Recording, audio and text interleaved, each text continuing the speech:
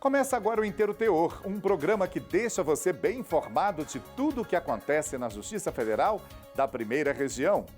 Superando as expectativas iniciais, Tribunal Regional Federal da Primeira Região chega na fase final da digitalização de processos bem antes do previsto.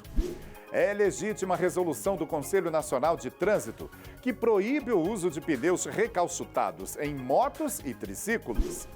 TRF da Primeira Região confirma a sentença que concluiu ser indevida a cobrança da Fundação Universidade de Brasília pela emissão de diploma e de outros documentos. Saiba mais agora no Inteiro Teor. Fique com a gente!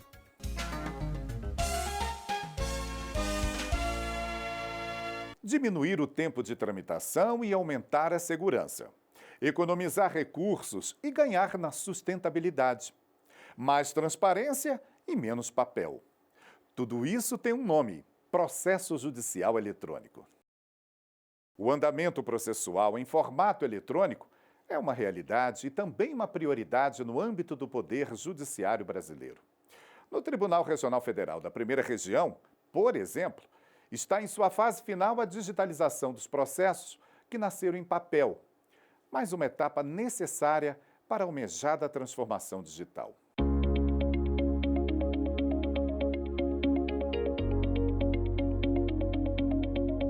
A transformação do processo de papel em processo eletrônico tem trazido melhorias no desempenho do Poder Judiciário e os consequentes avanços nos resultados obtidos.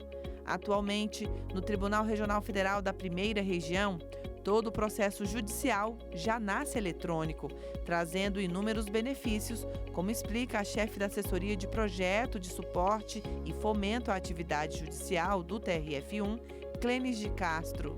Por uma portaria da presidência, agora, obrigatoriamente, todo processo que chega no tribunal, ele tem que ser em meio eletrônico. Hoje não, hoje se um gestor de gabinete quer selecionar 1000 processos de determinado assunto para ele trabalhar, ele não precisa deslocar uma equipe com carrinho para ir no depósito, buscar os processos, fazer triagem manual que demoraria uma semana.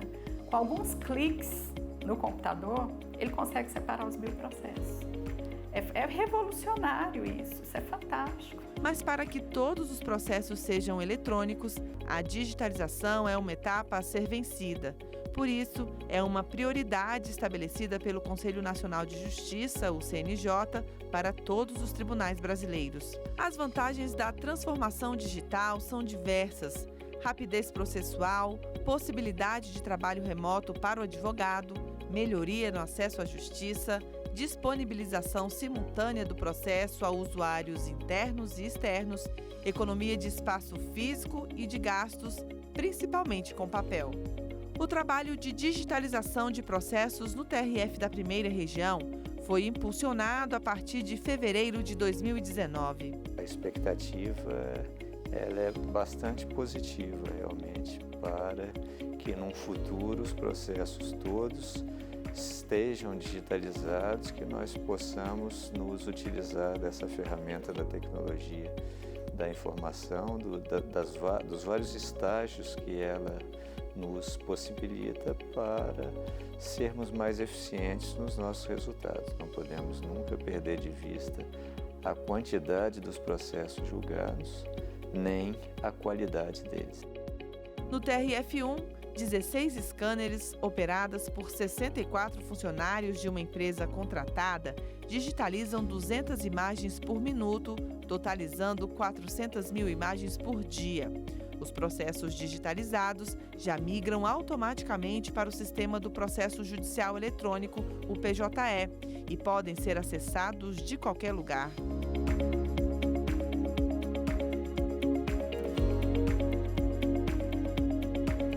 A previsão inicial era de que os 329 mil processos físicos distribuídos entre 25 gabinetes e colegiados do TRF da Primeira Região fossem digitalizados até 2021. Mas a eficácia do trabalho superou esse prazo. Para se ter uma ideia, a meta em 2019 era digitalizar 20% dos volumes, mas a equipe ultrapassou essa estimativa e chegou a 34,5%. Até fevereiro deste ano, a informatização foi concluída em 15 gabinetes, o que representa 120 mil processos digitalizados. A expectativa agora é que todo o trabalho seja concluído até a metade de 2020. Clênis de Castro conta que atualmente são digitalizados 1.000 processos por dia, mas no início do projeto, essa era a média de digitalização por mês. Para ela, o principal desafio vencido naquela época foi a falta de espaço. Nós mexemos no layout, aumentamos o espaço. Antes o tribunal teria que estar alugando um espaço próprio para isso. Nós utilizamos um espaço que já existia e conseguimos vislumbrar uma maneira de aumentar ainda mais. Quando nós mexemos no layout do espaço físico, foi assim que possibilitou dobrar a produtividade. Aí nós começamos a fazer 1.000 processos por dia. Mais do que mudar o espaço, foi necessária uma mudança cultural entre os servidores para que a digitalização fosse entendida e aceita. Então nós estamos numa fase que as unidades judiciárias aqui, elas estão revendo o seu modo de trabalhar. Então é um momento realmente, literalmente, de ficarem sem chão. Vamos falar dessa forma, né? Porque o tribunal tem uma tradição de trabalhar em processo físico. Então, são sistemas de trabalho que há anos são desenvolvidos dessa forma. E agora o tribunal está diante de uma disrupção. Vamos mudar esse jeito de trabalhar, porque esse jeito já não é mais o que a sociedade espera. De acordo com o Clênis, modificar o formato do processo judicial vai muito além da digitalização. Segundo ela, o TRF da Primeira Região passa por uma transformação digital que abre diversas possibilidades. Então, o nome do projeto Transformação Digital é porque a gente percebeu que a digitalização ela iria possibilitar uma mudança cultural no tribunal. E o tribunal entendeu que a digitalização iria propiciar o uso de ferramentas tecnológicas. Então, as ferramentas tecnológicas é o que realmente é o objetivo do tribunal, no sentido de alcançar a máxima produtividade e eficiência em termos de gestão.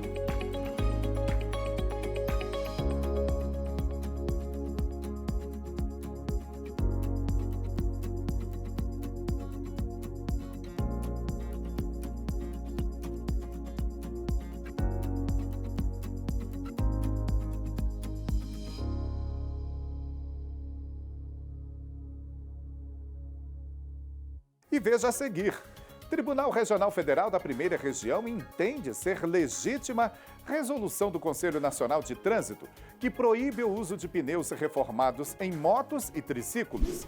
E ainda, Justiça garante gratuidade dos documentos essenciais à vida acadêmica de estudantes em estabelecimentos oficiais de ensino.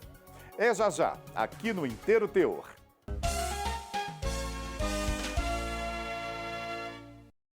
Os pneus são itens muito importantes em um veículo, pois além de suportar o peso, ajudam a mantê-lo na trajetória certa. Um pneu de excelente qualidade é bastante durável, mas o desgaste causado pelo uso é inevitável. Chega então o momento de trocá-los, e os pneus recalchutados costumam ser uma opção mais econômica. No entanto, isso só vale para quem é proprietário de um veículo de 4 rodas. Uma resolução do Conselho Nacional de Trânsito proíbe o uso desses pneus em motocicletas e triciclos. Saiba mais detalhes na reportagem de Daniela Garcia. Como motoboy, Gevanilson já teve muito prejuízo inesperado. Caí no buraco, estourou o pneu e roda. Tudo de uma vez só, não teve mais jeito, tive que trocar. Da última vez, gastou R$ 250 para trocar os pneus. Para não pagar tão caro, há quem prefira economizar, apenas reformando o pneu. Mas no caso das motos, isso é proibido. A Resolução 158 de 2004 do Conselho Nacional de Trânsito vetou o uso de pneus recalchutados em motos ou em outros veículos de 2 ou 3 rodas. Em 2008, outra norma liberou a prática. No entanto, em 2011, a Resolução 376 do CONTRAN restabeleceu a proibição.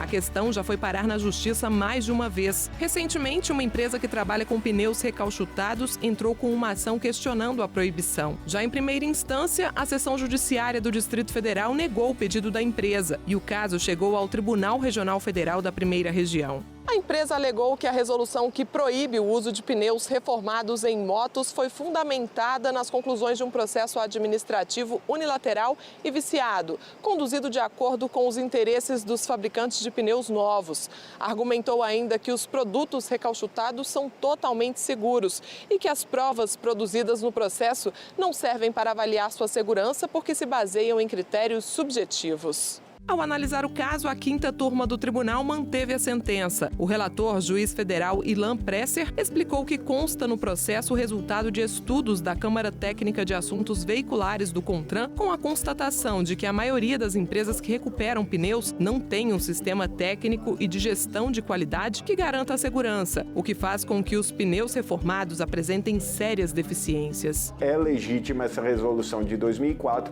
que proibiu a utilização de pneus usados, por quê? Pela questão da segurança, aderência, frenagem, estabilidade, dirigibilidade. Naquela decisão de 2011, o TRF1 ainda disse o seguinte: sem prejuízo de a realização de uma prova pericial, para verificação se o processo administrativo efetivamente, naquele caso, chegou à conclusão correta. Então, naquele caso de 2011, o tribunal falou: vamos fazer uma prova técnica e verificar se tem os requisitos mínimos de segurança. E nas ruas, boa parte dos motociclistas tem consciência e prefere mesmo prezar pela segurança. Jamais comprei pneu recalchutado. Eu acho que moto, principalmente, que para-choque é sua testa, né? Você tem que ter o maior cuidado possível, e eu acho que o pneu recalchutado não traz a segurança necessária para que você ande de moto.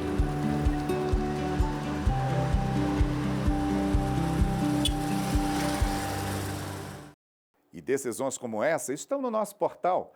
Acesse www.trf1.jus.br.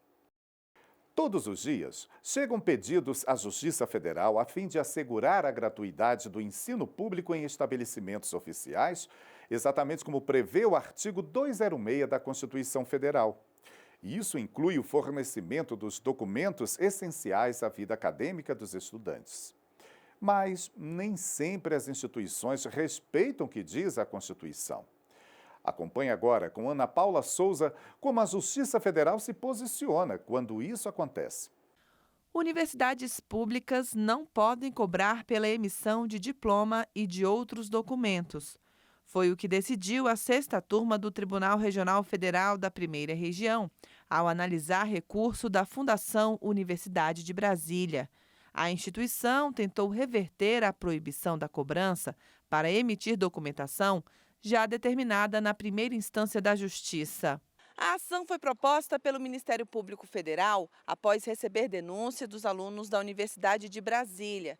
De acordo com as reclamações, a Fundação UNB estava realizando cobrança dos estudantes em diversas situações, como liberação de diplomas, matrícula de alunos especiais, guias de transferências, declarações e históricos. Na ação, o MPF defendeu a inconstitucionalidade da exigência desses pagamentos.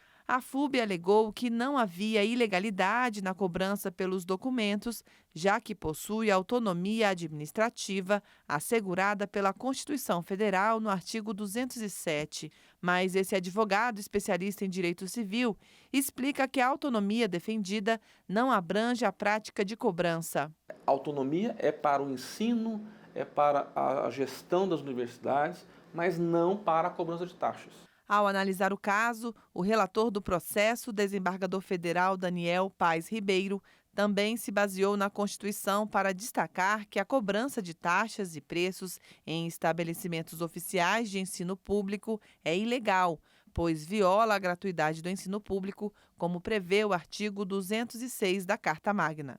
Para o advogado, a decisão levou em conta aspectos legais relativos à educação. Considerando que o ensino é um direito fundamental e gratuito, não poderia cobrar do cidadão, do seu aluno, a emissão por esse diploma. Então, está na sua condição de entidade pública de ensino público e gratuito essa impossibilidade de estar cobrando por essas taxas. Se entende que essa natureza é de uma relação tributária. O cidadão paga o seu tributo, em pagando o seu tributo, o Estado devolve para o cidadão, no caso a educação, como direito fundamental. Esse foi o Inteiro Teor com notícias sobre a Justiça Federal da Primeira Região. Fique com a gente no nosso portal e também nas redes sociais, Facebook, YouTube e Instagram. Até o próximo programa. Tchau!